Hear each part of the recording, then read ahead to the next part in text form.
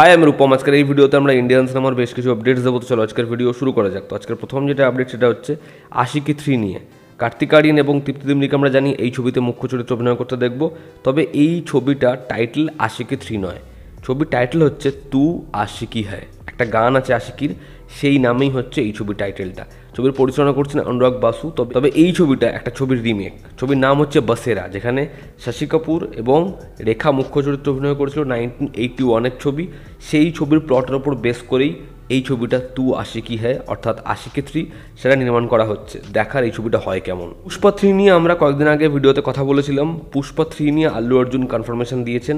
Berlin film ফেস্টিভ্যালে সে বলেছে তাদের কাছে পুষ্পা 3 এর জন্য প্লট রেডি রয়েছে, বিভিন্ন আইডিয়াস রয়েছে এবং পুষ্পা 2 যেরকমভাবে এন্ড হবে পুষ্পা 3 হিউজ কিছু হতে চলেছে। তো আপনারা পুষ্পা 3 এর আশা করতে পারেন। দেখার পুষ্পা 2 কত বড় ছবি হয়, তারপর পুষ্পা 3 কবে আসে। আজকে থার্ড যেটা আপডেট সেটা হচ্ছে ছবির পরিচালক ভুলভুলাইয়া 3 এর আনিস বাজমি। তিনি জানিয়েছেন যে ভুলভুলাইয়াতে আমরা রঘু বাবা এবং মঞ্জলিকাকে একসাথে দেখব। তবে এই ছবিতে সবথেকে বড় সারপ্রাইজ মঞ্জলিকা কে। এই ছবিতে আমরা জানি কাস্টিংয়ে দারুণ একটা নাম আমরা দেখতে পাচ্ছি, যেখানে মাধুরী দীক্ষিত, বিদ্যা বালান, সঙ্গে কার্তিক আরিয়ান তো আছেই। কিন্তু এই ছবি সবথেকে বড় টুইস্ট হচ্ছে মঞ্জলিকাকে।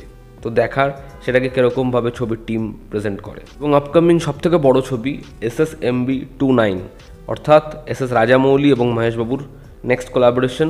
তো এই ছবির ইনিশিয়াল টাইটেল কি সেটা সম্পর্কে একটা আপডেট এসেছে। তবে এটাই পরবর্তী সময় ছবি টাইটেল হবে, এর কিন্তু কোনো কনফার্মেশন নেই।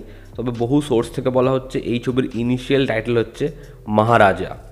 তো দেখার এই ছবির টাইটেল মহারাজা হয় কি না। আজকের পরবর্তী যেটা আপডেট সেটা হচ্ছে সাকিব খানের পরবর্তী ছবি, যেটা SVF এবং চরকি প্রডিউস করবে এবং এটা 2024-এর খুব বড় একটা ছবি হবে বাংলা ছবি হিসেবে। এবং রাইহান রফি ছবির পরিচালক। তো যেরকম লেটেস্ট আপডেট, মিমি চক্রবর্তীর নাম শোনা যাচ্ছে এই ছবিতে ফিমেল প্রোটাগনিস্ট হিসাবে এবং আরও এক অ্যাক্ট্রেস থাকবে ওপার বাংলার। তো দেখার মিমি কি এই ছবিতে যুক্ত হয়। আজকের পরবর্তী যেটা আপডেট সেটা হচ্ছে রণবীর সিং অভিনীত ডন 3 নিয়ে। সব ঠিক থাকলে আগামী মাসে এই ছবির প্রি প্রোডাকশনের কাজ শুরু হবে এবং তারা প্ল্যান করেছে এই ছবির শ্যুট হবে আগস্টের ফার্স্ট উইক থেকে মুম্বাইতে। ছবির মধ্যে ফাইট সিকোয়েন্স, বড় পোর্শন যেগুলো আমরা ইউরোপের বিভিন্ন জায়গায় দেখতে পাবো, যেটা লম্বা সময় নিয়ে শ্যুট করা হবে। এবং এই ছবির একটা সেট ডিজাইন যেটা সোশ্যাল মিডিয়াতে ভাইরাল হয়েছে, যেটা এই ছবির আর্ট ডিরেক্টর পোস্ট করেছেন এবং সেই সেট ডিজাইনটা ব্যাপক একটা ফিউচারিস্টিক সেট ডিজাইন। দেখুন, যেটা ভালো সেটাকে ভালো বলতেই হবে।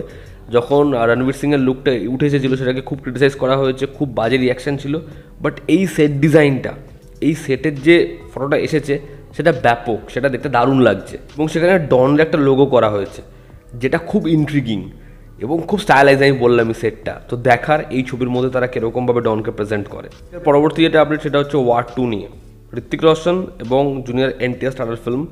এই ছবিটায় দুজনের ফেস অফের পোর্শন শ্যুট হবে আগামী এপ্রিল মাস থেকে এবং এটা একটা লম্বা সময় ধরে শ্যুট হবে।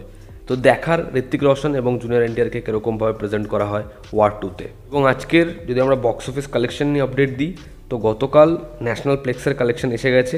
তো পাড়িয়া এবং ভূতপড়ি এই দুটো ছবি আমরা জানি আগের সপ্তাহে মুক্তি পেয়েছিল।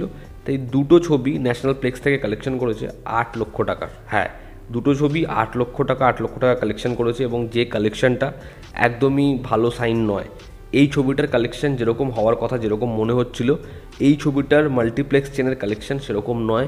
এই কালেকশনটাকে ভাবা হচ্ছিল অ্যাটলিস্ট 20 থেকে 25 লক্ষ টাকার হবে, বাট সেটা 8 লক্ষ টাকার হয়েছে দুটো ছবির ক্ষেত্রেই। তো দেখার আগামী দিনে এই দুটো ছবির হোল্ড কেমন থাকে। তো এই ছিল আজকাল লেটেস্ট আপডেটস। ভালো লেগে থাকলে লাইক করো, শেয়ার করো, সাবস্ক্রাইব করো। তোমাদের কি অপিনিয়ন জানিও। জনতা আমাদের পাশে আছে। আবার দেখা হচ্ছে। Take care.